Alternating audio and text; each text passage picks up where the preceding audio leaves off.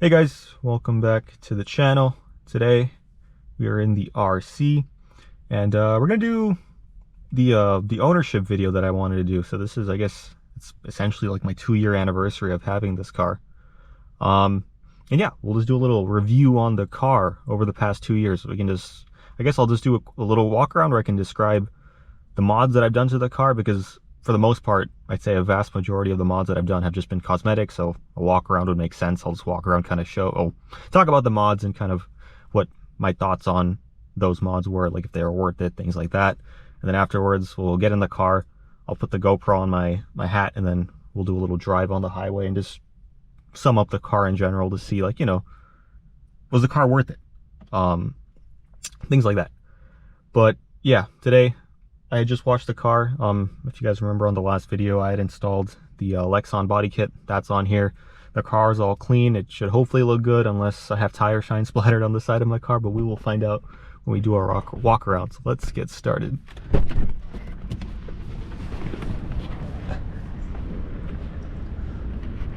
All right, so this is the car, as you guys know. Again, I have the GoPro on my little selfie stick. But yeah, let's just first talk about the mods. So really the first mod that I ever did with this car was the ceramic coating and PPF. I did the IGL. It was either 2 or 3 year ceramic coating. It's held up well. I mean, obviously this car is garage kept. It's not in the sun all day, and I don't drive it in the rain, so it hasn't been abused, but ceramic coating looks great. The water still beads off properly, and the shine is amazing. I may go in a couple of months or either next year, and I'll get the ceramic coating redone, paint correction, reapply the coating, things like that. In terms of the PPF, how is that held up? I don't know if you can see, there is a little scratch where the PPF went in. It penetrated the film. That's really the only sour spot on the car, is that little, portion where the PPF did not do its job. And I guess do its job is not the right word. Obviously large rocks are going to penetrate the film. It's supposed to stop the little marks, or the little rocks, which it has done. So that's the only, I don't know, I guess not good looking part of the car because of the PPF. But other than that, the PPF has done its job. Just the lighting isn't the greatest here, so I won't spend too much time on this side. But yes, so those are the 2, I guess, first mods that I ever did to the car, were ceramic coating, PPF. Were they worth it? 100%.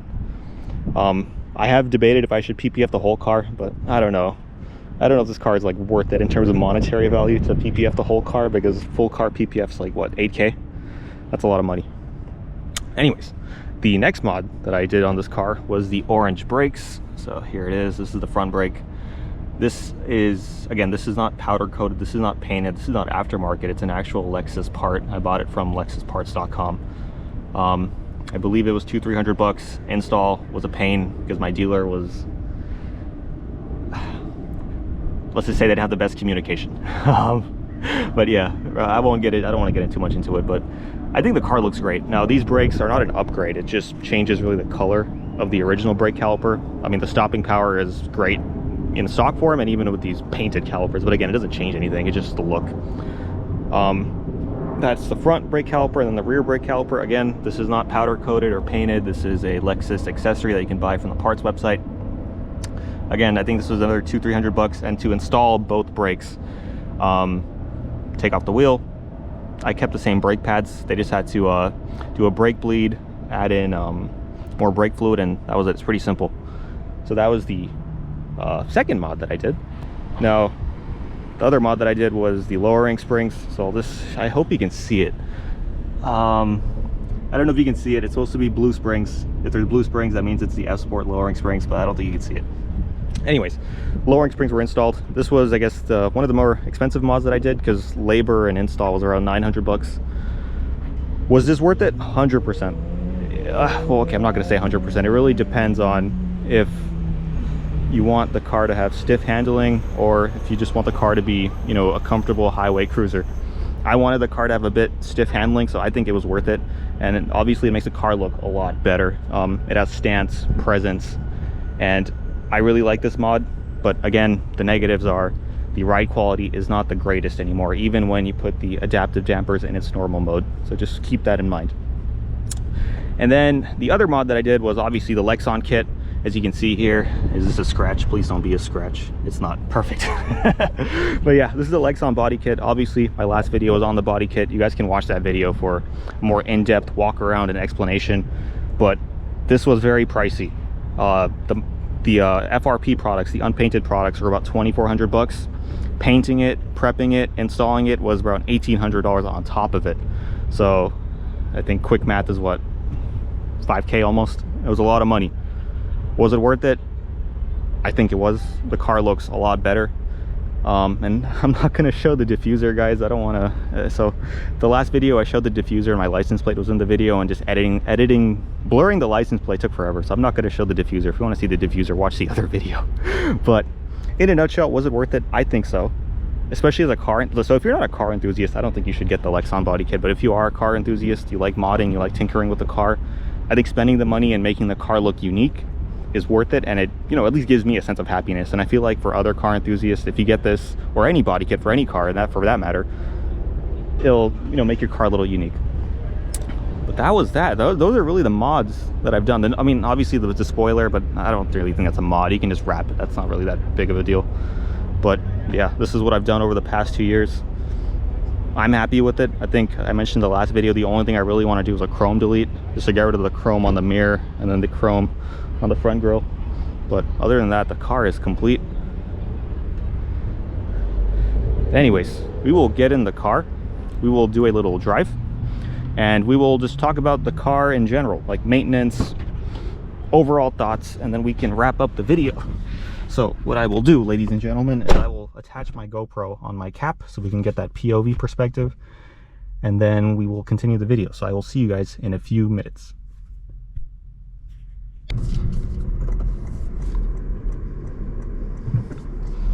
All right, guys, we are back in the car. The GoPro is hopefully just safely and securely attached to my cap. And yeah, we're just gonna do a little drive and just talk about the car in a nutshell. We'll kind of sum it up, how my experience has been in 2 years. Now, this just feels weird to me. I don't think I've ever driven this car on like a normal road and driving like a okay, I don't think I drive like, you know, like a crazy person, but you know, drive a little spiritedly. So I'm gonna drive like an NPC today on like normal city streets, and that'll be kind of interesting. Gotta get used to it. But anyways, so again, I've had the car for 2 years, so let's just talk about general maintenance. Like what have I done? Like what has needed to be done to the car? And surprise, surprise, nothing. It's just routine maintenance, oil change, air filter change, things of that nature.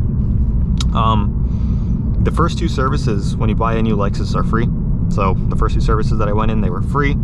The last 2 services that I've had, so the one in August and the one in February of 2024, I had to pay for that.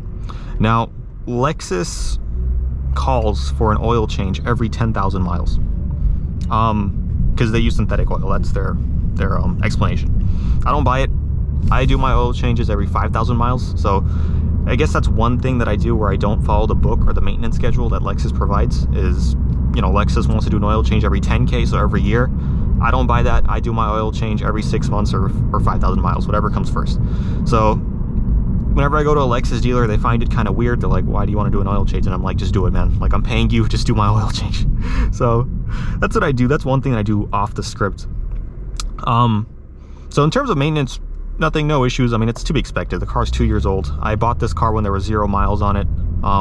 It was actually, so someone actually had ordered this car, and I guess they canceled the order, and this was an incoming car. And when I went to the dealership, they said, oh yeah, we have an RC350 that's someone's special order, but now it's incoming. Do you want to claim it? I'm like, screw it, let's claim it. So at least that's the backstory on how I got this car. But now, in terms of upcoming maintenance, the major service is, well, I don't even know if it's that major. I have to look at the schedule again, but 30K is usually a big service for most cars. And another thing that I'm going to do that is, again, off the script, is that Lexus says or claims that the transmission fluid on this car, it's lifetime. I don't buy lifetime transmission fluid. Nothing is lifetime.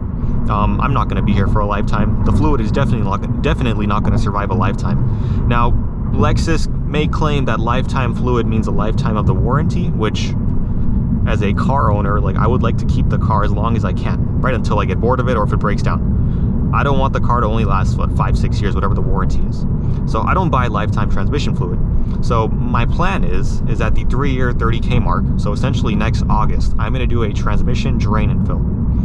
Now, some people have said that, wait, that's too early, like you should do it at 60k miles. Sure, but I drive this car pretty aggressively. Like, I don't take it on the highway that often and cruise for like an hour or two. I really just drive it maybe on city streets on the weekends, or I go on a back road and I push it. That is, I guess, aggressive use case, if you want to call it that. So I think a 30k transmission fluid change is necessary. So that is what I will do. Now, some people may suggest, oh, you should do a flush instead of a drain and fill. From what I've done, or what I've seen in the research on forums and things like that, a drain and fill is less dramatic or aggressive than a flush, because a flush, from what I understand, and someone can correct me if I'm wrong, is they're actually like forcing fluid in and out of the transmission, whereas a drain and fill, it just uses gravity to empty out, you know, I think it's 3 quarts or 4 quarts, whatever a drain and fill does. So anyways, it's a simpler process and is not as aggressive or damaging, potentially damaging to your transmission. So that is what I will do, again, at 3 years, 30k. Hopefully I can find a dealer that's cooperative and will actually do it, because I've seen on the forums where some Lexus dealers won't do it at all. They just want to stick by the book, which, you know, I guess my selling point would be like, hey, I'm paying you guys, can you just do a drain and fill? So we'll see how that goes. In terms of the car, I mean, what are my thoughts on it? It's a great car for what it is, but I've said this a few times, you need to keep your expectations in check. Now, when I first got this car, I don't know, I wouldn't say I had this thought in my mind, but I expected the car to be a bit more sportier than what it is in reality. Now, I know Lexuses in general, they're more comfort oriented in, you know, the F-Sport nomenclature. Sure, you get adaptive dampers, but it's not like M Sport, like the M340i, right, where you actually get performance enhancements.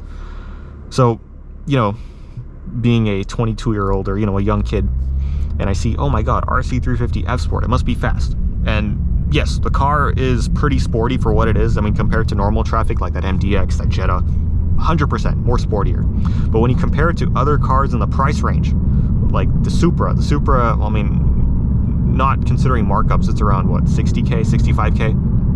M340i, same price range. When you compare the RC to those two cars, this car is not sporty at all. It is slow, very slow. I mean, I think that's the best way to put it.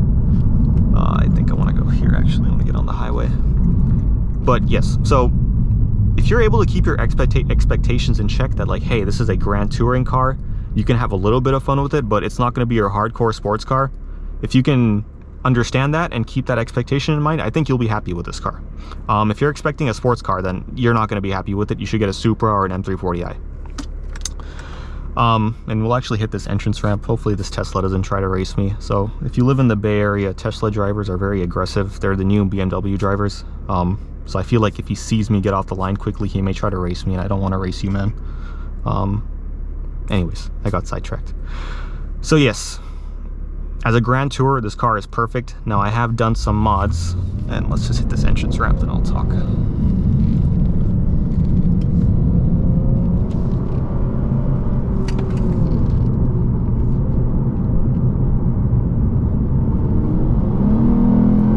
Oh, it's a light. That's weird. I didn't think they'd have lights on the weekend. I feel bad. I kind of abused my car. All right.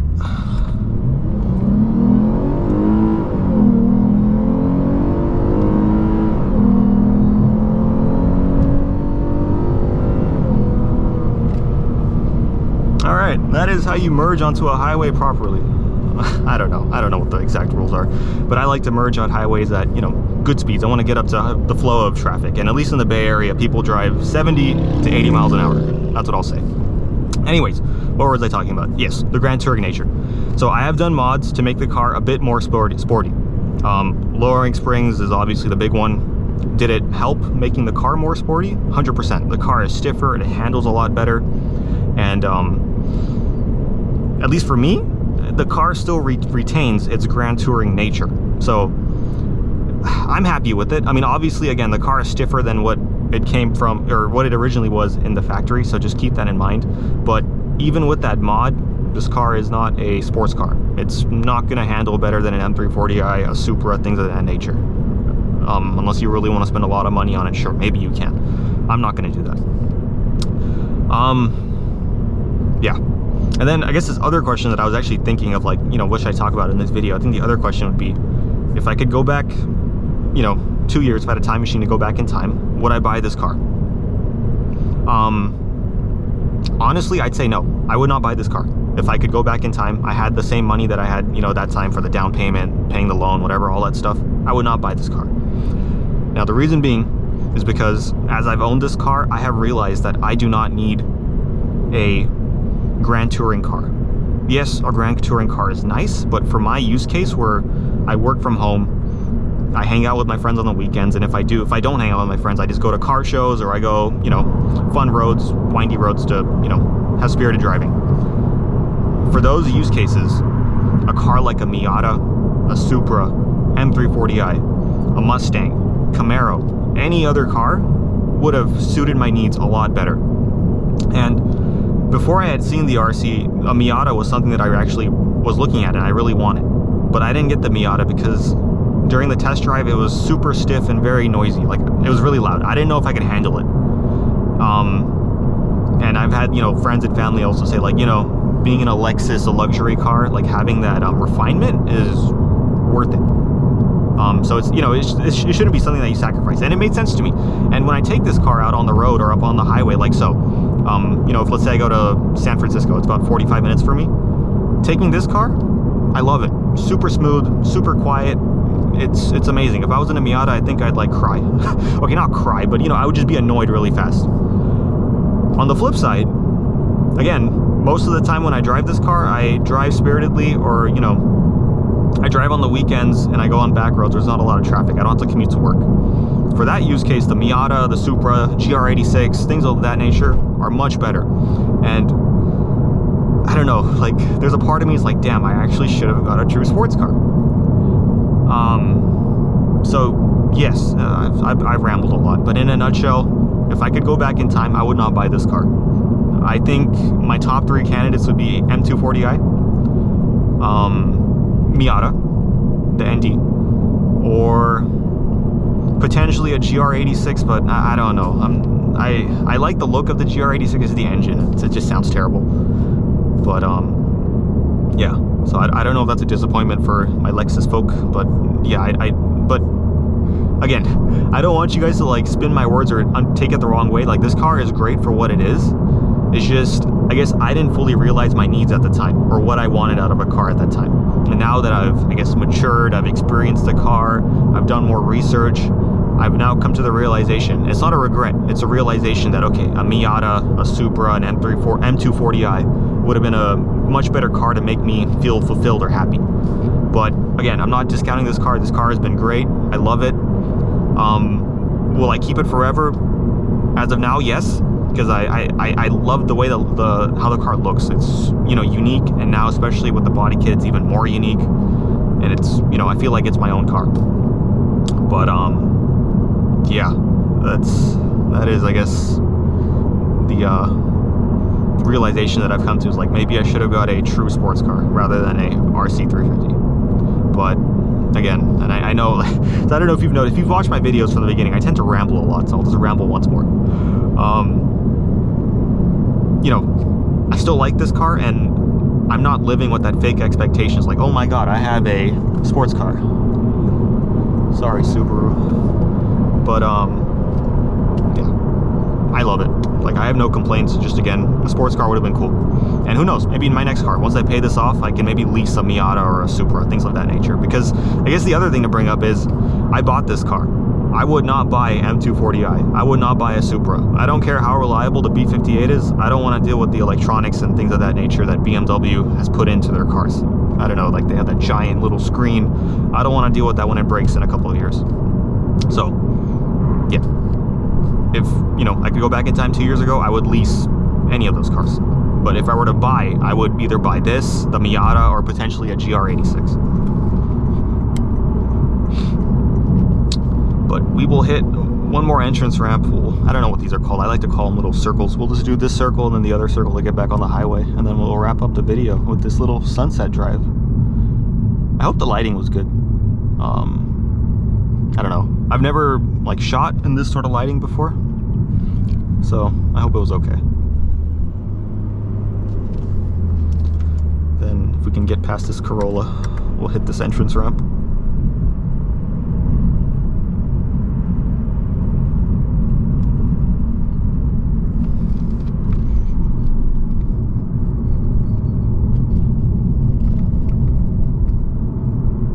I'm gonna go slow. I don't know if there's a light here, a metering light. As of now, no.